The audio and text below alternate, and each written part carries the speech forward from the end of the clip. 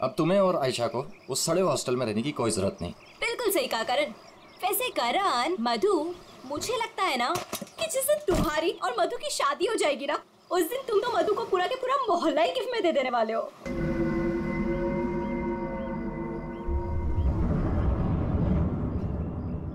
लगता है सामने वाले घर में कोई रहता है।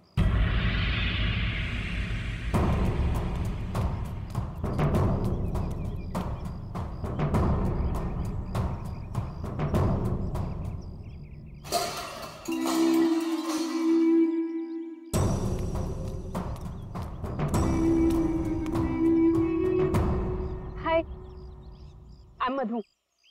ये आयशा, हम आपके पड़ोसी हैं। हाय।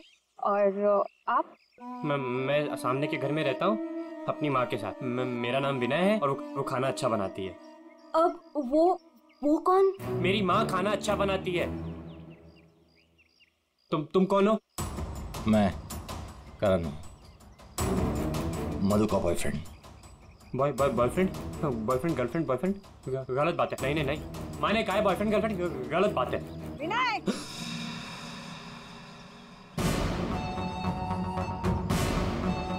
घर में चलो। कितनी बार मना किया है कि अजनबियों से मत बात किया करो। आ रहा हूँ ना। देखो, वो मेरी माँ है, उनको नमस्ते करो। अरे नमस्ते करो उनको। इधर आओ, इधर आओ। अंदर चलो। आ रहा हूँ। सुनो, 8 बजने से पहले घर के अंदर चले जाना, ठीक है? क्योंकि 8 बजने के बाद ना वो आ जाता है। वो कौन है? मरमन। लेकिन याद रखना, दरवाजे खोलना मत। अम्मी नहीं खोलते, कोई नहीं खोलता। ध्यान रखना, दरवाजे मत खोलना, ठीक है? मैं जा रहा हूँ, बाय।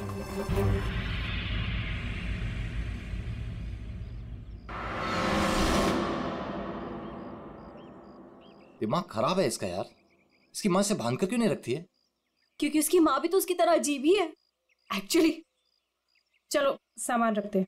यू आर ऑलराइट ना? या, I am fine.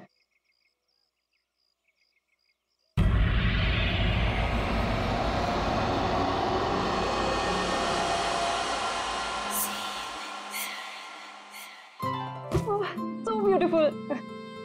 Thanks, Karan. You really love me.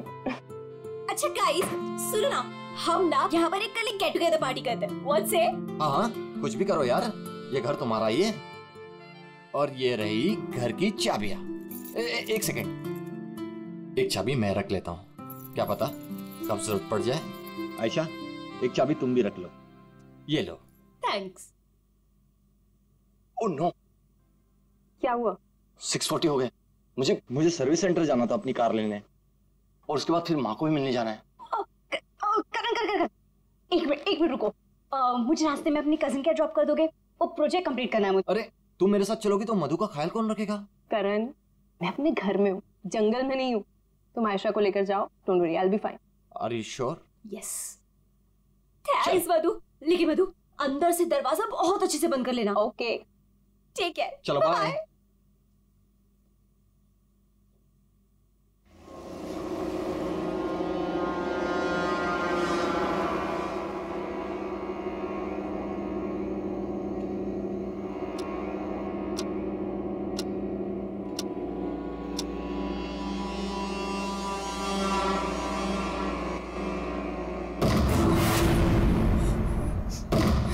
कौन है? कौन है वहाँ? दरवाजा खटखटाना बंद करो। डरती नहीं हूँ मैं।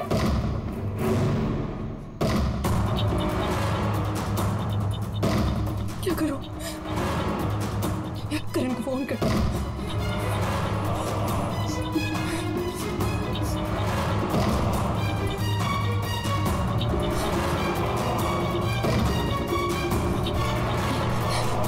करण का फोन स्विच ऑफ जा रहा है।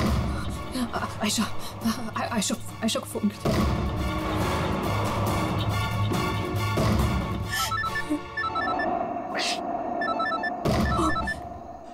अब क्या करूं?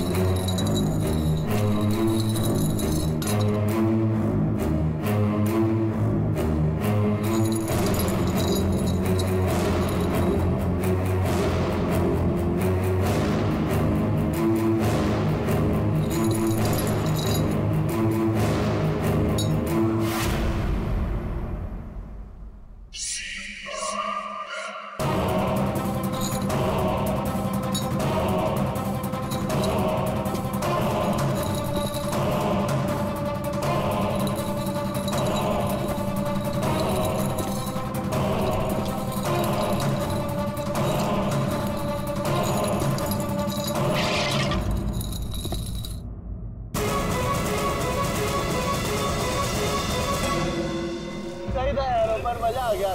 कल रात को तो क्या मस्ती मारी यार। अरे पूछो मत, मजा आ गया था। बस बस बस रोक दो भैया रोक। Thank you. अरे मधु ना आज मेरी जान ही ले लेने वाली है। एक तो मैं अपना फोन भूल गई, रात को घर भी नहीं आई। लगता है आज तो मुझे ना पक्का इस घर से निकाल ही देने वाली है। अरे अगर वो तुझे घर से निकाल देगी तो हम तुझे घर के अंदर फिर से डाल देंगे। क्यों अभी? ओहो मैडम, घर से तो तब निकलोगी जब घर के अंदर जाओगी। जाओ, डोरबेल बजाओ, मधु को लेके लंच पे जाना है, वीकेंड की प्लानिंग करनी है। गो फास्ट। जा रही हूँ। और जल्दी आओ।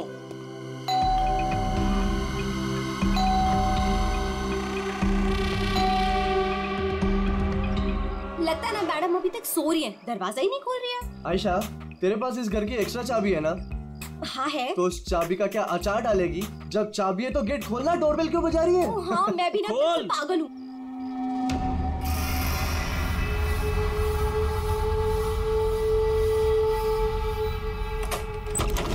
मधु, अरे मधु कब तक सोएगी?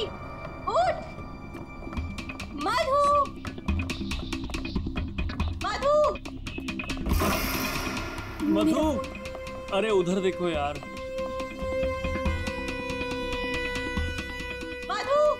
मधु बाथरूम में भी नहीं है। अरे वो तो बाहर भी नहीं है यार। यार ये मधु कहाँ चली गई है? मुझे बहुत टेंशन हो रही है। वो ठीक तो होगी ना? मधु, मधु, मधु, मधु।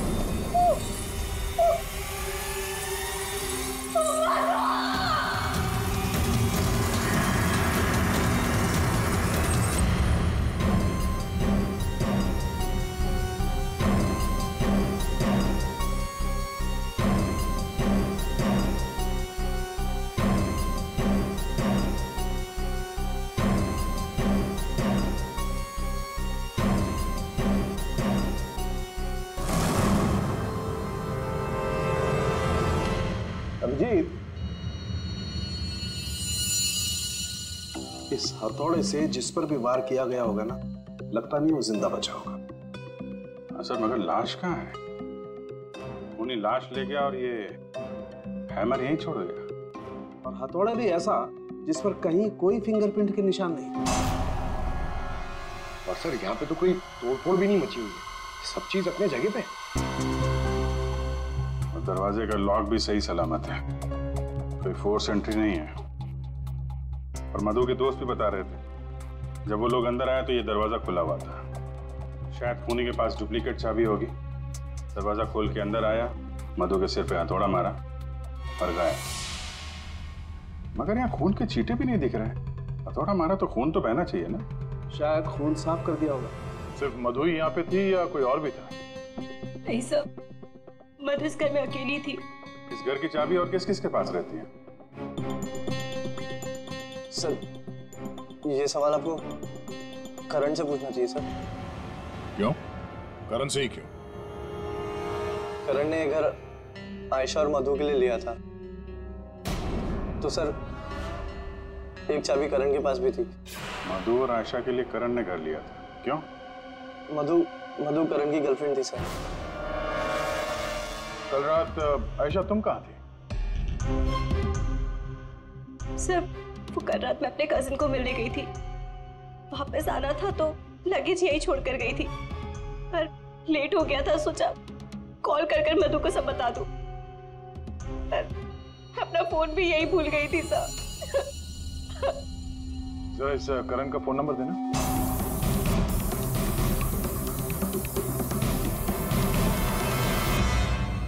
Sir of.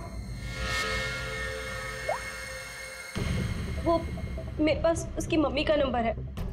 कल करण जब मुझे कजिन के यहाँ छोड़ने गया था तो कह रहा था कि वो घर जा रहा है मम्मी के पास।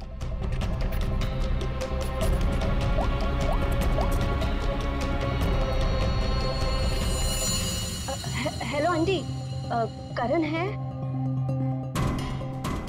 कल रात को आया था क्या वो?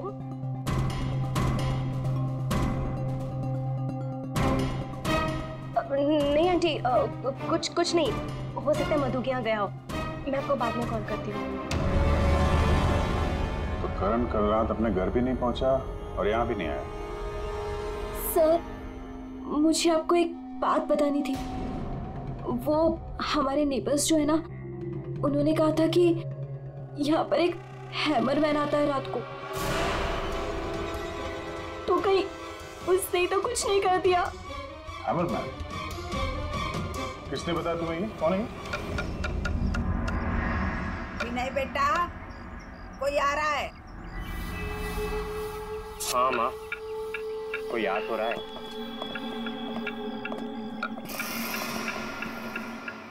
सब्जी काट रही है या लकड़ी काट रही है? काट वहाँ रही है, आवाज यहाँ तक आ रही है।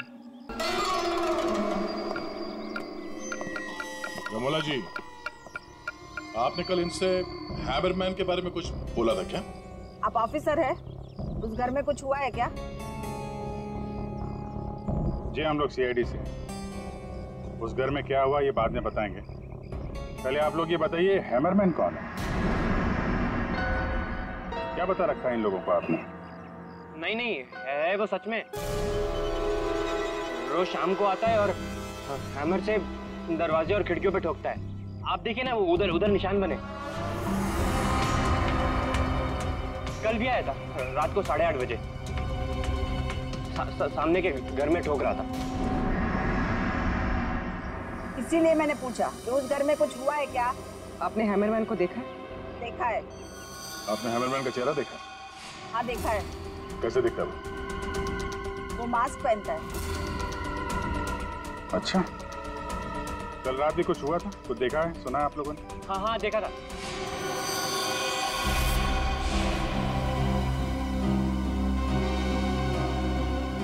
रमोला जी, अभी आंख दिखाने से कोई फायदा नहीं। बोलो, क्या देखा था तुमने? कल रात 8:30 बजे मैंने खिड़की से देखा कि बस फिर मैंने नहीं देखा। माँ ने खिड़की बंद कर दी। एक आदमी और एक औरत।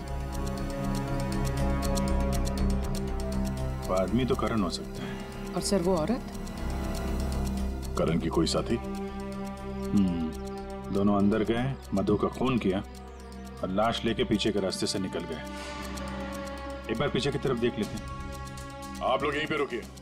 पूर्वी, इनसे हैमरमैन का स्केच बनवाओ। पीछे के दरवाजे से वही घुसेगा जिससे अपने पड़ोसियों की नजरों से बचना होगा। तो नहीं होगा जो मधु को लेकर निकल गया।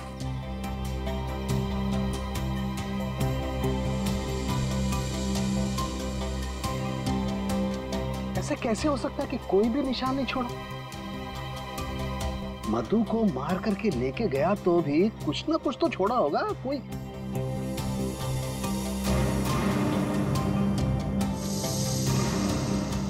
एक मिनट, ठीक है।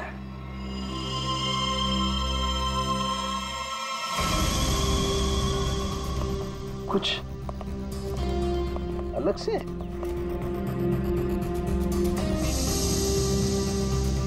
नहीं, मिट्टी यहाँ पे?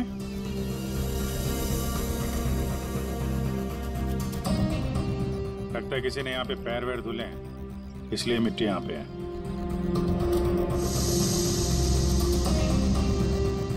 अभिजीत, ये मिट्टी में जो है ये बहुत खास है। ये देखो, इस मिट्टी में एल्गी है। शैवाल? शैवाल एक तरीके की काई होती है, और ये काई यहाँ की मिट्टी में नहीं हो सकती। ये तो ऐसी मिट्टी में होगी जो पानी वाली जगह होगी, कोई तालाब, कोई झील, कुछ ऐसा। झील, तालाब। ये तालाब है जो मधु के घर से सबसे नजदीक।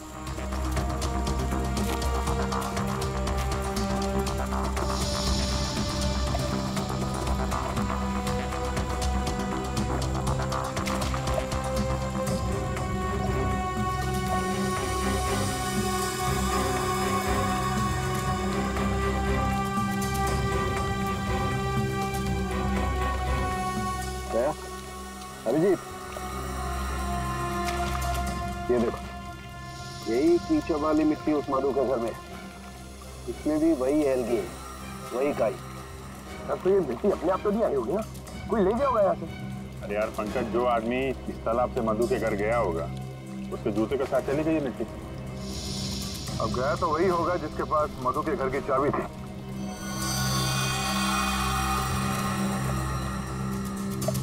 पर कौन गया होगा? अब चाहे वो हैमरमैन हो या फिर कोई और। हैमरमैन? ये हैमरमैन ने किया है क्या? काम तो उसी का ही लग रहा है। हाँ।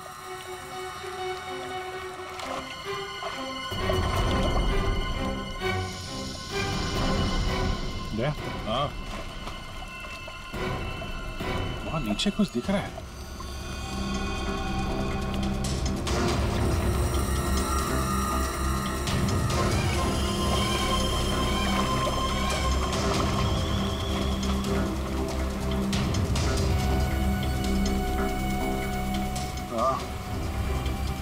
कुछ है तो सही वहां पर।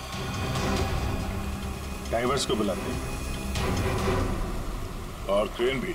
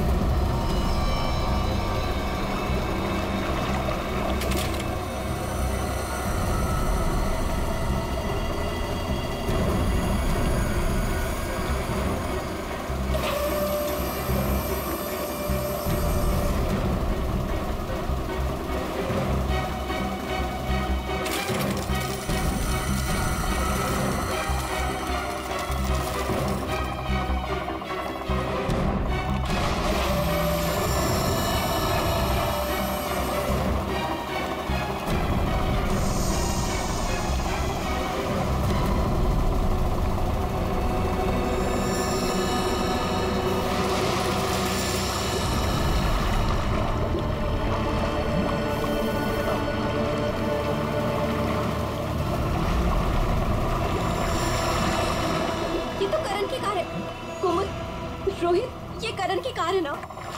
कोमल, रोहित, ये करण की कार है ना? पर करण अपनी कार इस तालाब में क्यों फेंकेगा? हो सकता है हैमरमैन लेकर आया हो। करण की कार का नंबर और इस कार का नंबर दोनों सेम है।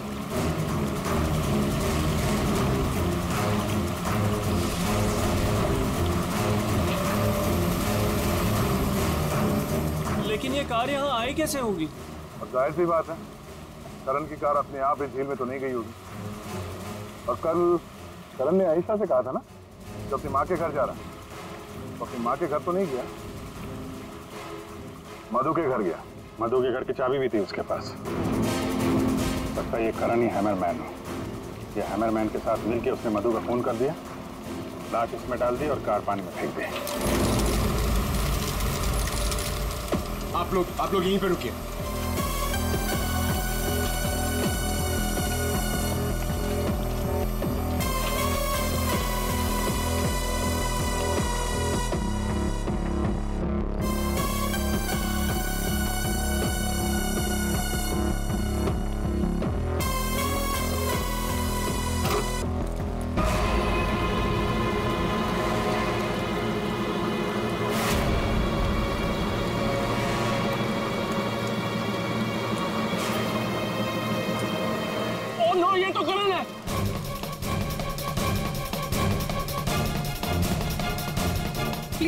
आगे मत जाइए।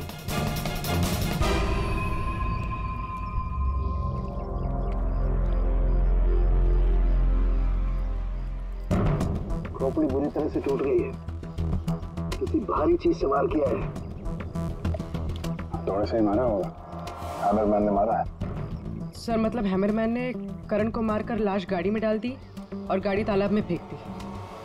फेंका नहीं पूर्वी, इधर ढलान पे धक्का दिया और गाड़ी सीधा झील में। सर मगर अगर गाड़ी को धक्का मार के वहां तालाब में डाला है तो फिर ये नॉर्मल पतला दुबला आदमी नहीं होगा सर, ये हैमरमैन बहुत तगड़ा होगा सर, हट्टा कट्टा। या फिर 2 लोग होंगे। अब ये करण तो मिल गया, मधु को ढूंढना है।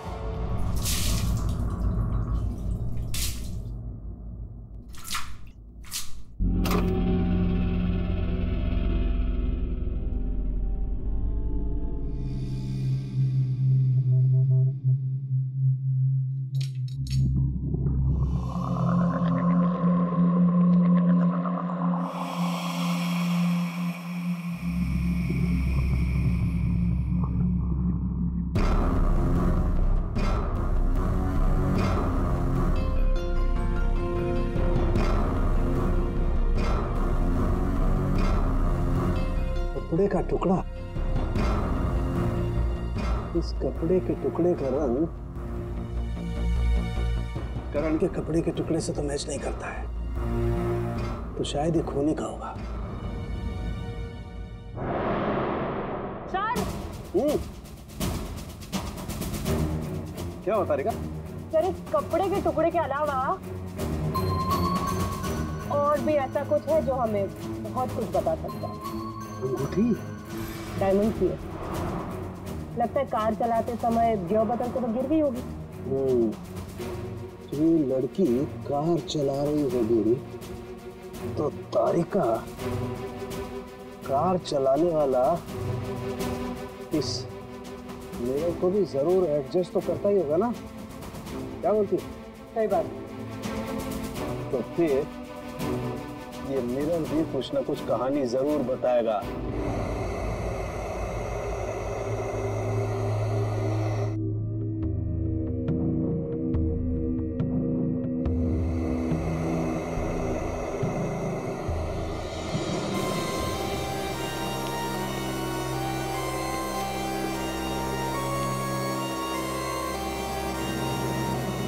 शीशे के बाल सुखा रहे हैं क्या? पूरा शीशा सुखा रहा हूं। जब ये सूख जाएगा ना बहुत कुछ बोलेगा, लेकिन फिलहाल ये करण ने और अंगूठी ने जो बोला है वो सुन लीजिए। इस हथौड़े पर जो खून लगा है ना, बस ये करण के खून से मैच होता है। मधु के घर में करण की ही हत्या हुई। और सर ये हीरे की अंगूठी मिली हमें उस गाड़ी में से, ड्राइवर सीट के नीचे पैरों के पास। ये अंगूठी? ये तो मधु की है। हाँ सर, हमने मधु के घर से उसके कुछ फोटोग्राफ्स लिए थे, उसमें मधु ने यही अंगूठी पहन रखी। इसका मतलब वो कार झील तक मधु चला कर लाई और इसीलिए वहां मोटी कार में गिर गई। तो क्या करण का खून मधु ने किया? नहीं दिया, मुझे नहीं लगता। ये चक्कर कुछ और ही है। अगर ये अंगूठी मधु रेगुलरली पहना करती थी तो इतने आसानी से उंगलियों से निकलेगी ही नहीं ना, वो गिरेगी ही कैसे? वो तो जरूर वहां पर जानबूझकर डाली गई थी ताकि सारा शक मधु पर जाए और हम मधु के आसपास ही घूमते रहे। और सर मधु का भी अभी तक कुछ अता पता है नहीं। लो भाई, इस शीशे ने भी मुंह खोल दिया है। ये देखिए, इस पर बहुत सारी उंगलियों के निशान हैं। मधु यहाँ पर है नहीं, वरना उसकी उंगलियों से मैच करके देखो। कोई बात नहीं सर, जब मधु मिल जाएगी तो मैच कर लेंगे। काम करते हैं, 7 बजे से लेकर 9 बजे तक ये करण कहाँ था इसके डिटेल्स निकालते हैं। अपने आप सब कुछ पता चल जाएगा। तो करण का सेलफोन डेटा जो हमें मिला उससे ये पता चलता है कि करण और आयशा 6:44 पर मधु के घर से निकले थे और उसके बाद 7:15 पर करण ने आयशा को ए ब्लॉक पालिन चौक ब्लू पार्क पे ड्रॉप किया था और वहां से करण को जाना था अपनी माँ के घर बराली। लेकिन वहां ना जाकर ये वापस मुड़ता है और मधु के घर की तरफ आता है।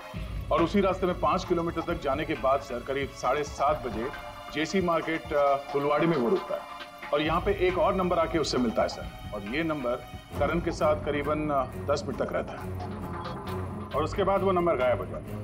और वहां से करण मधु के घर पहुंचता है 8 बजे और 8:40 पर उसका फोन बंद हो जाता है। दूसरा नंबर किसका है जो करण से जेसी मार्केट में मिला था? सर रोहित का। रोहित,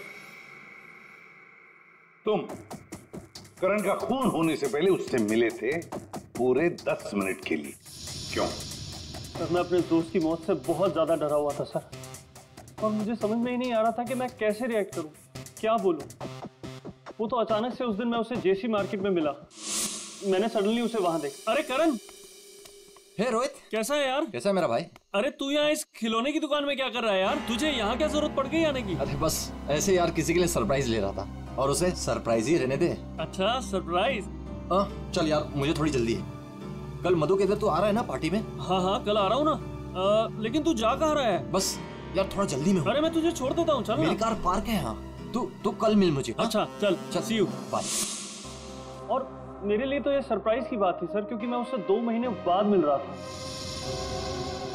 ठीक है, तुम जा सकते हो, लेकिन जब तक इस केस की तहकीकात पूरी नहीं होती तुम ये शहर छोड़कर कहीं नहीं जाओगे। जाओ।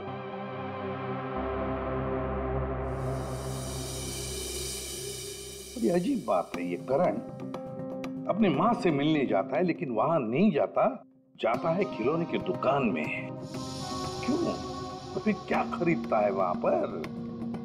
और किसके लिए? उसने वहां से जो कुछ भी खरीदा होगा वो लेकर वो सीधे मधु के घर गया। तो कहीं उसने वहां से ये मास्क तो नहीं लिया? और वहां से वो मधु के घर पहुंच गया जहां पे हैमरमैन उसका इंतजार कर रहा था, जिसने खून कर दिया उसका। अब ये तो कुमुद ही बता सकती है। कुमुद? सर आखिरी बार करण की बातचीत फोन पर कुमुद से हुई थी और विनय ने भी बताया था सर कि उस रात हैमरमैन के आने से पहले घर के बाहर उसने गाड़ी के हेडलाइट पे 2 लोगों को देखा था सर, एक लड़का और एक लड़की। और उस लड़की के हाथ में कुछ ऐसा था जो चमक रहा था। सर कुमुद के हाथ में भी एक ब्रेसलेट है, वही चमक रहा होगा। ये कुमुद और करण होंगे घर के बाहर।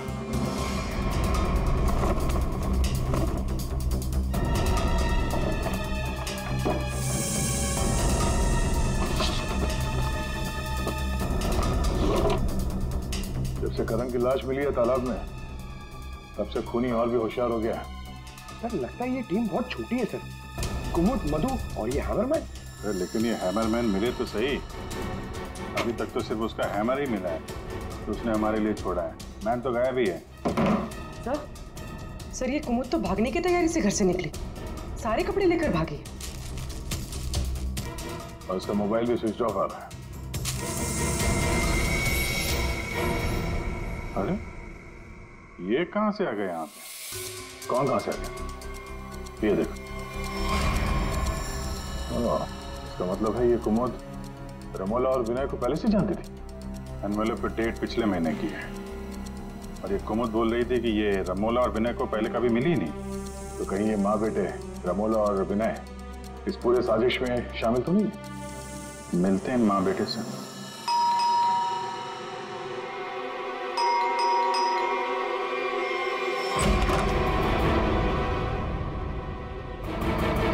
पूरे पंकज करके तलाशी लो, देखो कोई है क्या अंदर।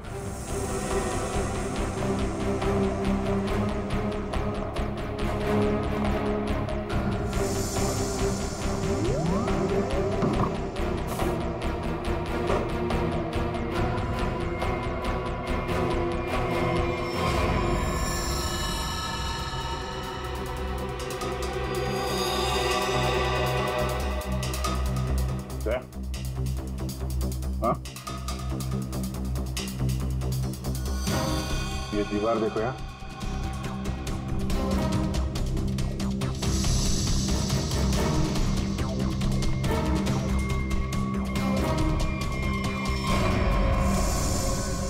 मीट अभी ताजा है।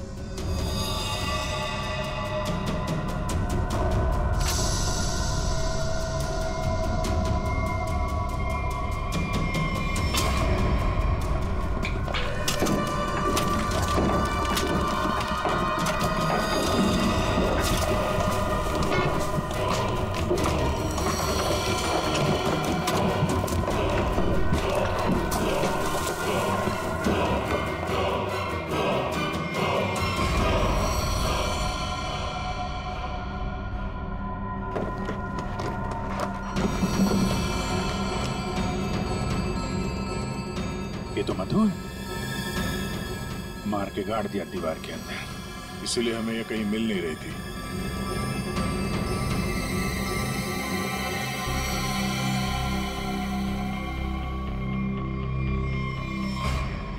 सर इसे भी हथौड़े से मारा। इसके सर पे भी वैसी ही चोट है जैसे करण के सर पे थी। यार ये जो कुछ भी हुआ है कल रात 8:30 बजे के बाद ही हुआ है। बारिश के दिनों में ये दीवार इतनी जल्दी सूख कैसे गई? इस दीवार के प्लास्टर को सुखाने के लिए कहीं से हीटर या इंडस्ट्रियल हीटर मंगाया होगा। सर अभी यहाँ पे रास्ते पे मोड़ पे मैंने एक वो जो इंडस्ट्रियल इक्विपमेंट भाड़े पे देते ना सर, उसकी दुकान देखी थी सर। जाके पता करो। वो नहीं है, बहुत चालाक, अच्छी प्लानिंग कर रखी थी। उसको मालूम था कि मधु यहाँ सामने वाले मकान में रहने आने वाली है।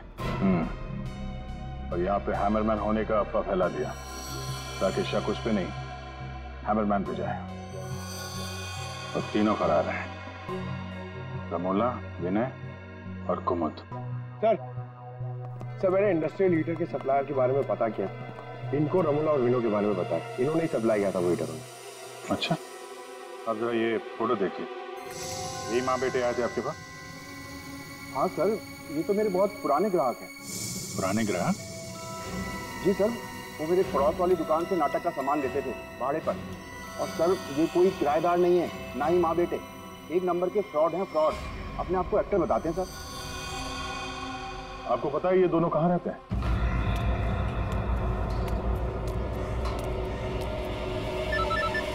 तो निकल, मैं मिलता हूँ। हाँ चल मिलते हैं। हेलो, मैं चंपा बोल रही हूँ, चाय पानी फिल्म से। हाँ जी बोलिए ना। आपकी एक्टिंग के इतने चर्चे सुने और आपका नंबर मुझे इतनी मुश्किल से मिला है। बस हमने डिसाइड कर लिया है, हम आपको अपनी अगली फिल्म में लॉन्च करेंगे। लॉन्च करेंगे मुझे? मतलब आखिर आपने मेरा टैलेंट पहचान ही लिया? हाँ, अब 1-2 दिन में शूटिंग शुरू हो जाएगी। बस एक प्रॉब्लम है, आपकी बड़ी बहन के कैरेक्टर के लिए कोई अच्छी एक्ट्रेस मिल नहीं रही। बस वो कंफर्म हो जाए तो हम शूटिंग शुरू कर देंगे। अच्छा बड़ी, अरे है ना, बड़ी बहन है। मैं आपकी प्रॉब्लम सॉल्व करता हूँ। अरे वाह, आपने तो मेरी टेंशन ही खत्म कर दी। आप अपनी गली के बाहर आ जाइए, मैं गली नंबर 7 पे खड़ी हूँ। अरे तेरी, अरे मौसी बाहर निकलो। क्या है? अरे बाहर निकलो। क्या हुआ? अरे अपनी किस्मत खुल गई, रोल मिला है अपने को। रोल? हाँ। कौन दे रहा है? कहाँ? अरे बाहर खड़े हैं ना गली के, तुम चलो मेरे साथ। चलो चल, चल, चल। चलो चलो।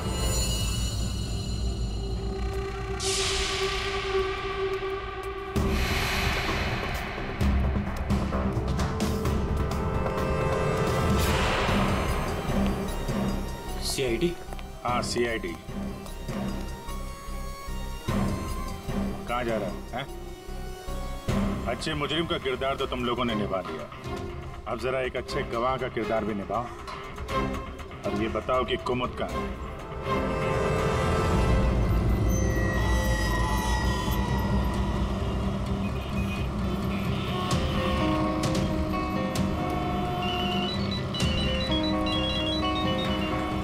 अरे तुम यहाँ हो, मैंने ध्यान ही नहीं दिया। तुमने क्यों कॉल किया मुझे? सब जानते हो फिर भी। अब मैं क्या करता? CID बुलाएगी तो क्या आना ही पड़ेगा। CID? तुमने मुझे CID के कहने पे यहाँ बुलाया? मैडम आप बहुत स्मार्ट हैं, लेकिन हम आपसे ज्यादा स्मार्ट हैं।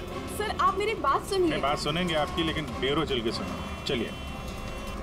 कहाँ भाग रही मैडम? पैदल ही जाएगी क्या सीआईडी ब्यूरो तक? गाड़ी लाए हम तुम्हारे। चल। और कितना इंतजार करना पड़ेगा? आखिर कोई बताता क्यों नहीं कि हुआ क्या है? जरूर बताएंगे आयशा जी, जरूर बताएंगे। लेकिन इससे पहले कि हम बताएं, तुम हमें बताओ कि हुआ क्या था। मैं? मतलब ये कि आप और मधु एक नए घर में शिफ्ट होती है, जहां पहले से ही कुछ गड़बड़ चल रही होती है। ऐसे में आप मधु को उस घर में छोड़कर अपने किसी कजिन के घर चली जाती हैं, और तो और अपना मोबाइल फोन भी वहां रख के जाती है, ताकि मधु तुमसे तो मदद न मांगे। अजीब है ना? सर, मधु मेरी बहन जैसी थी। उसके साथ कुछ गलत करने के बारे में मैं सोच भी नहीं सकती हूँ। अच्छा, बहन जैसी थी? बहन तो नहीं थी ना? हाँ? अभी इस पूरे इन्वेस्टिगेशन में किसी ने तुम पर एक बार भी शक नहीं किया, क्यों? जो भी पूछा उसके बारे में तुम्हें कुछ पता ही नहीं। और जब मधु का खून हुआ उससे ठीक पहले तुम्हारा मोबाइल फोन स्विच ऑफ। कोई तुम पर शक क्यों करेगा? सर आप मुझ पर गलत इल्जाम लगा रहे हैं सर। मैं तो आयशा और मधु से सिर्फ 4 दिन पहले मिला था। मैं ऐसा क्यों करूंगा सर? और सर मेरा फोन पानी में गिर गया था, इसके लिए वो स्विच ऑफ है। हाँ, पानी में गिर गया था, उसी झील के पानी में जहां से करण की डेड बॉडी मिली थी। सर ये सारा प्लान तो विनय और अमोला ने सेट किया था। पैसों की लालच में ये दोनों इतना गिर गए कि इन्होंने अपने हाथ खून से रंग दिए, मधु को दीवार में चुनवा दिया। और सर अभी भी यही आलाप राग रहे हैं कि हमने कुछ नहीं किया। सच में हमने कुछ नहीं किया है। ये लो, फिर वही राग। फंस गए थे हम। आपको हाँ कहते तो भी फंसते, और ना कहते तो भी फंसते। एक्टिंग करने हमें नहीं मालूम था इतना कुछ हो जाएगा। तो आप लोगों के हिसाब से मधु और करण का खून हम लोगों ने किया है? उन दोनों का खून तुम लोगों ने नहीं किया है, उन दोनों का खून किया है हैमरमैन ने। और वो हैमर हमारे पास है।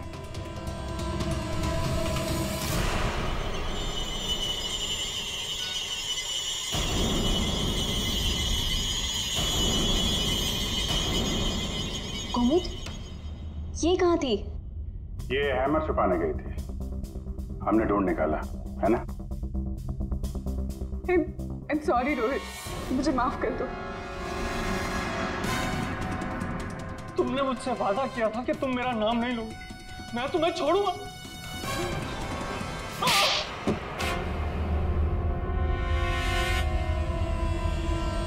हाँ मैं हूँ वहां मरमर।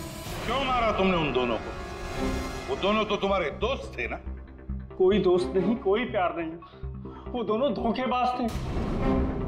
मधु 5 साल से मेरी गर्लफ्रेंड थी, और 5 मिनट में उसने मुझे लात मार दी उस करण के लिए। जानते हैं क्यों? क्योंकि उसके पास पैसा था, और उसी समय मैंने डिसाइड किया कि मैं उससे बदला लूंगा, उन दोनों से। तुमने इसका साथ क्यों दिया? मैं रोहित से बहुत प्यार करती हूँ, मुझे उसका साथ देना पड़ा। तैयारी तो तगड़ी कर रखी थी तुमने। 3 महीने से प्लान कर रहा था मैं, उन दोनों को एक दर्दनाक मौत मारने की। बस इंतजार कर रहा था। 3 महीने का इंतजार? किस चीज के लिए? सही वक्त का इंतजार। और वो सही वक्त तब आया जब मुझे करण ने मधु के लिए घर ढूंढने के लिए कहा, और उसे मैंने ये वाला घर दिला दिया, और उसके बगल वाला घर मैंने कुमुद के नाम से रेंट पर ले लिया, और वहां इन दोनों घोचुओं को रखा, इन बेवकूफों को। और हैमरमैन बनने का प्लान बनाया। बन गए हैमरमैन, ताकि तुम पर कोई शक न करे। हाँ, मानना तो मैं करण को भी चाहता था, लेकिन उस रात नहीं। उस रात मैं सिर्फ मधु को मारने आया था। मैं हैमरमैन बनकर मधु के घर में घुस गया।